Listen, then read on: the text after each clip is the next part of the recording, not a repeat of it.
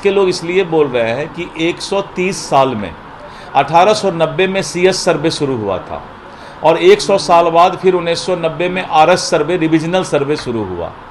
विपक्ष के कुबत की बात नहीं थी कि वो 130 साल में बिहार के ज़मीन का सर्वे करा लिया, और उन्हीं लोगों का पाप है जो कि आज पूरे बिहार में ज़मीन विवाद में 60% केस थाना में ज़मीन विवाद का होता है और करीब 30-35% केस कोर्ट में जो है ज़मीन विवाद का होता है। तो इतने आज़ादी से लेके आज तक और आज़ादी के पहले, तो आज़ादी से लेके आज तक जो सरकार थी उनकी इच्छा शक्ति बहुत कमज़ोर थी, जिस कारण से उन्होंने सर्वे का काम पूरा नहीं कराया।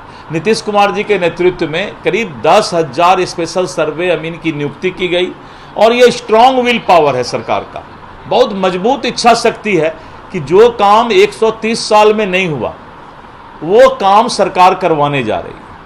और लोग अगर विपक्ष के बोलते हैं कि आपस में इसमें विवाद हो जाएगा, कुछ नहीं होने वाला है। विपक्ष का सिर्फ आपस का विवाद जो है, विपक्ष का एक अपना सपना है, सोचना है, लेकिन सर्वे एक बार हो गया, सारा मामला डिजिटल हो गया, तो उसके बाद बिहार के लोगों को जमीन का विवाद समाप्त हो जाएगा। लूट का मौका दिया जाएगा इस सर्वे से? नहीं, किस चीज़ का लूट को मौका? जब राजस्व मंत्री ने अपना मोबाइल नंबर पब्लिक डोमेन पर डाला है, आज़ादी के बाद पहला बार कोई मिनिस्टर पब्लिक डोमेन पर, कल भी 567 कॉल आए जिसमें करीब 200 से ऊपर कॉल हमारा अलग अलग लोगों ने रिसीव किया। मैंने डाल दिया है कि अगर कोई सर्वे में आपसे पैसा मांगता है तो उसको टांगने का काम ये राजस्व मंत्री का है, आप चिंता मत कीजिए। ये परिवार वाले आपस में बैठ करके बताएंगे, हम सर्वे में वही चढ़ाएंगे। तीसरा ये है कि बहुत लोग बोलते हैं कि हमारा कोई कागजात नहीं है अभी तक, तो वैसे कोई भी मामला जिनका कि कागजात उपलब्ध नहीं है उनको भरपूर समय दिया जाएगा कि आप अपने कागजात को अगर चाहते हैं निकलवाना तो निकलवा कर दीजिए, जिससे कि सर्वे में हम आपका नाम चढ़ा सकें। चौथा जो सबसे अच्छा है, जो कि कुछ नेता के समझ में नहीं आया, एक दो नेता कुछ से कुछ बोल गए, जिनका ज़मीन पर कब्जा है और गांव वाले सब लोग बोल रहे हैं कि ये ज़मीन पर वहाँ हैं और पहले से भी उनका नाम अगर उसमें चला आ रहा है, तो हम एक बार सर्वे में उन्हीं को उसका रैयत मानेंगे। बाद में अगर दिक्कत है किसी को तो वो कोर्ट में जाए, टाइटल सूट करे, सिविल सूट करे। तो सर्वे से किसी तरह का कोई विवाद भी नहीं होने वाला है और एक साल में 3 बार 3 महीने में हम उनको आपत्ति करने का मौका देंगे। पहला आपत्ति बंदोबस्त पदाधिकारी के यहाँ होगा, दूसरा आपत्ति भूमि सुधार उप समाहर्ता के यहाँ होगा, तीसरा आपत्ति एडिशनल कलेक्टर अपर समाहर्ता के यहाँ होगा, और 3 आपत्ति के बाद भी अगर किन्हीं का मामला लग रहा है कि 3 जगह आपत्ति किया हमने, तीनों जगह हमको न्याय नहीं मिला, तो हम लोग अभी सोच रहे हैं कि इस पर एक स्पेशल टीम गठित करें और जो कि इसका स्पेशल हियरिंग करके उस मामला को सॉल्व करे, जिससे कि उनको कोर्ट में या कहीं और जगह नहीं जाना पड़े। चंपई सोरेन जी को कोल्हन का टाइगर भी कहा जाता है।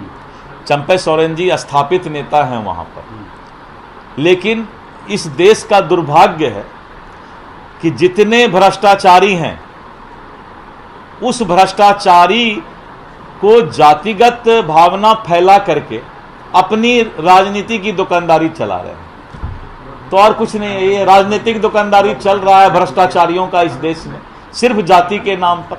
चंपई सोरेन जाने से फायदा होगा बीजेपी? चंपई सोरेन जी का बीजेपी में जितना फायदा, हम फायदा के लिए उनको नहीं ला रहे हैं, हम तो चंपई सोरेन जी को सम्मान, उनका जो है कोल्हन टाइगर का सम्मान बचा रहे, उसके लिए हम ला रहे हैं। आरजेडी के लिए कोई फर्क पड़ने वाला नहीं है किसी को लेकर? अब भ्रष्टाचारी लोगों की बात हम क्या करेंगे, हम तो भाई अपना पार्टी की बात कर सकते हैं। सर, एक फिर से पुल टूटने का उद्घाटन से पहले हमने तो कहा था कि जो पुल मंत्री थे वो मंदिर में चल के कसम खा, आप लोग तो वह कसम खिलवाते नहीं है। उन्होंने कहा कि हम तो बोल रहे हैं कि प्रतिपक्ष के नेता को बोलिए कि मंदिर में चल के कसम खा लें कि वो भ्रष्टाचारी नहीं है। वो कह रहे हैं कि आप तो बता रहे हो, आपका एक बार ले चलिए ना मंदिर भाई। हम इतना आसान शर्त हमने रखा है कि मंदिर में चल के कसम खा लें कि राष्ट्रीय जनता दल के नेता भ्रष्टाचारी नहीं हैं। हम तो राजस्व मंत्री अभी हैं, हमारे पहले आलोक मेहता जी थे। आलोक मेहता जी के फाइल को मुख्यमंत्री जी ने बुलवाया था राजस्व विभाग में भी दुकानदारी चला था। तो मैं कहता हूं कि राष्ट्रीय जनता दल के नेता एक साथ मेरे साथ चलें मंदिर में, कसम खाने खाली कि हम राष्ट्रीय जनता दल भ्रष्टाचारी नहीं है। राजेश खन्ना का एक फिल्म था, मैंने बचपन में देखा था। कुछ लोग किसी महिला को बदचलन कह के पत्थर मार रहे थे, तो एक गाना आपने सुना होगा, इसमें से जो पापी ना हो वो पहला पत्थर मारे। पापी कौन नहीं है उसकी तलाश कीजिए थोड़ा सा, तब जाकर के किसी पर आरोप लगाना चाहिए।